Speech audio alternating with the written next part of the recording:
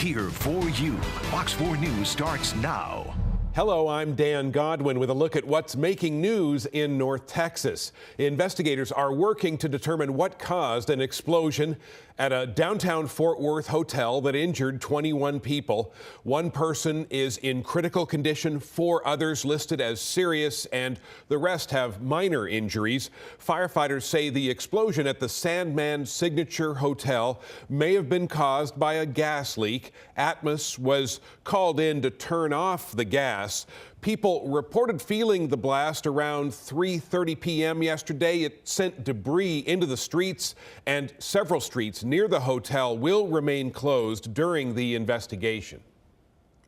This is going to take several days. The Fort Worth Stock Show and Rodeo is going to have their parade come up Saturday and the Martin Luther King parade. So our city police officers, our staff is working closely with those committees to try to come up with the best solution so for everybody to be safe. 26 people were staying in the hotel when the explosion happened. Crews worked through the night to make sure no one was trapped inside. Firefighters believe the blast happened inside a restaurant in the hotel. It was under construction and was not open at the time. Crews are now examining the structural integrity of the building. Dallas police are looking for the person who shot and killed a teenage girl who had just become a mother. 17-year-old Ikea Hood was a high school junior in the Lancaster school district. She was shot and killed Sunday morning, just 3 weeks after she gave birth to a baby girl. Hood was a member of Lancaster ISD's Tigerette drill team and also danced with the Next Level community dance group. A dance instructor calls Hood her dance daughter. Ikea started with my program and dance program in 2019. She was a vibrant, just a radiant smile. She was always laughing. But most of all, she was a hard worker. She was always trying to learn the new dance skills, what was needed. Police are looking for 17-year-old Trevon Wright in connection with Hood's murder. If you know where he is, you are asked to call Dallas Police. Extra counselors will be on hand again today at Lancaster High School. McKinney police arrested a man they say murdered his pregnant wife on Christmas Day. A relative of Nareen Tooley asked police to check on her because they could not get in touch with her. Officers found her dead inside her apartment. Tooley's husband, Nasib Hassan, is charged with capital murder. Court documents say Hassan's uncle told police that Hassan confessed to choking his wife to death during an argument. Hassan was arrested in November on charges of assaulting Tooley. A man faces charges in the death of a teenage girl who was severely burned last month. 17-year-old Madison Lewis died Sunday, weeks after she suffered burns to 90% of her body.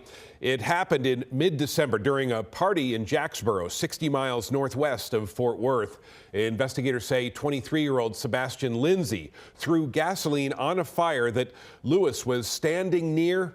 Others at the party drove Lewis to a nearby hospital instead of calling 911. Police say that's because they feared getting in trouble for underage drinking. Lindsay is charged with manslaughter. A man convicted of killing a Kaufman County district attorney and his wife, as well as a prosecutor 10 years ago, is asking for a new trial. Defense attorneys for Eric Williams say they did not have enough time to prepare for the trial. A hearing is scheduled this morning before a federal judge.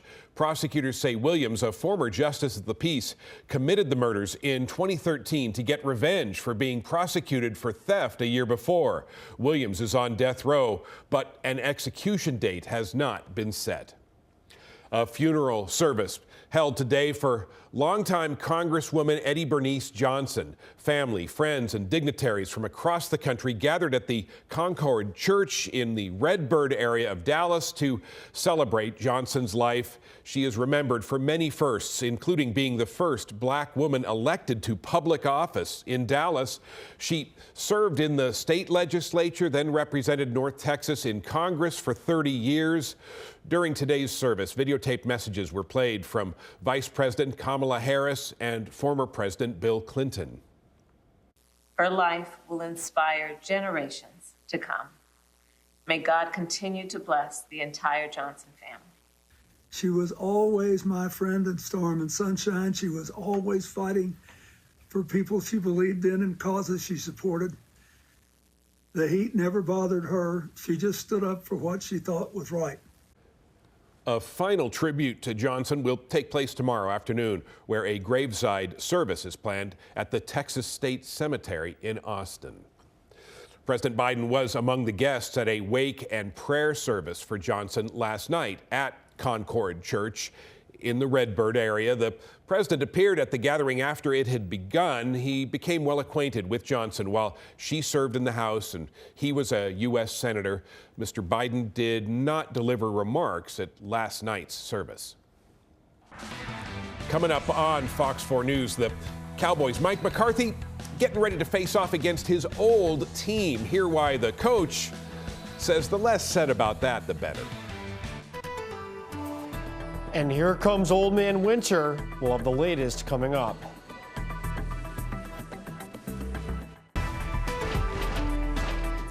And starting off with today's forecast, going to be chilly across North Texas. Those high temperatures only in the upper 40s this afternoon despite that sun. So bundle up before you head out the door. It's going to be a chilly one. Just make sure you grab the sunglasses too. Plenty of sun expected. The thing today, though, is going to be the wind. In fact, it's going to be very windy the rest of today. Winds gusting as high as 30 to 40 miles per hour. So hold on to those hats.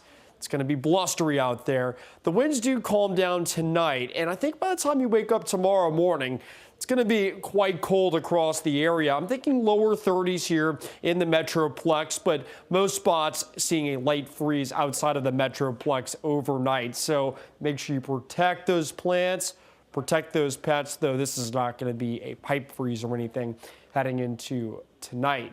Now, over the next several days, we are going to be watching some changes in our weather. We're going to see two cold fronts. The first one arrives on Thursday. With that, we are going to see some showers and storms, mainly off to the east late Thursday night. Maybe a low-end severe risk staying off to our east. Not concerned about that here in the Metroplex at the moment. We'll be dry Friday. We'll be dry Saturday. But on Sunday, an Arctic front is expected to move across North Texas. And something we're going to be watching for is that low-end potential for perhaps a wintry mix. So this is the day that we're really going to have to keep a close eye on with those latest trends with our weather. Right now, still a lot of details we have to iron out, but certainly can't rule out some wintry weather heading into the day on Sunday. So let's take a closer look at all of that. Around the country today, it's chilly, 41 right now with DFW. Have plenty of 20s and 30s across the plains. But that's where our attention is going to be focused, off to the north over the next several days. Notice the cold there really building up in Canada today. Negative 36 in Yellowknife. That is that Siberian air beginning to build off to the south. And the cold air is going to load up in Canada over the next few days before spilling down to the United States heading into this weekend. And we could be talking about some serious cold here across North Texas heading into early next week. You can see the core of that cold expected to pour down heading later on into this weekend and early into next week. Look what happens to our temperatures. Wednesday to Thursday, going to be quite nice, 60s. Enjoy that, though, because we're going full-on winter after that. High temperatures down to the 40s Friday and Saturday. Sunday, depending on the timing of that Arctic front, we're going to see our temperatures plunge. I can see a scenario where we don't get out of the lower 30s on Sunday. Can also see a scenario where front's a little slower. Maybe we get into the 50s early on, and then we go crashing heading later on into the afternoon. Either way, turning quite cold on Sunday. Monday, we may not get above freezing next week. We're going to go with a 28 high that day, and then even next Tuesday, struggling to get above freezing once again. So bitter cold is on the way. At night, same thing. We'll be in the 30s over the next few mornings. Behind that first front on Saturday, upper 20s. We stay there into Sunday morning. But heading into early the following week, next Monday and into next Tuesday, that's where we're going to have to keep an eye out for some potentially dangerous cold across the areas. So I would start thinking about maybe some kind of preparations you may need to make to properties, because we could be talking about lows in the lower teens. Can't even rule out some single digits in some of our northern zones early next week. Either way, well below average temperatures expected across much of the country, including here in Texas. So we are going to see a serious Arctic blast heading into early next week. Here's that 7-day forecast. 49 today. It's going to be chilly and windy. Gusts over 40 miles per hour continuing. We settle down a little bit tonight. Still going to be breezy. 33 the low. Otherwise, heading into the rest of the week, 67 on Thursday. Enjoy it while it lasts. Cold front moves through Thursday night. With it, we'll see a few showers and storms, mainly off to the east. However, we turn much colder behind that first front. Highs in the 40s, lows dipping down to the 20s. But then all eyes are on Sunday and into Monday next week. Arctic front expected to move across North Texas. Going to be quite cold. We're going to be watching out for a wintry mix potentially Sunday night. And then bitterly cold air arrives as we head into Martin Luther King Day. All right, thanks, Dylan. The Cowboys head coach says winning this Sunday is his total focus, but that's not because he's playing his former team. Before coming to Dallas, Mike McCarthy was Green Bay's head coach for 13 years. He faced his old team for the first time last season in a game the Cowboys lost. Now, in the run-up to that game, he reflected on what the matchup meant to him. But this time, McCarthy says it's a topic that means very little to him. Last year, I thought it was important for me to talk about, Green Bay in the beginning of the week. I did with the team. I regretted it. I don't think that doesn't even need to come into our energy base. It will not help us win. So if it doesn't help us win the game, I'm not interested. The Cowboys' wild card game against the Packers is right here on Fox 4. Kickoff set for 3:30 Sunday afternoon at AT&T Stadium. And that's a look at what's making news in North Texas. Of course, for news anytime, it's fox4news.com.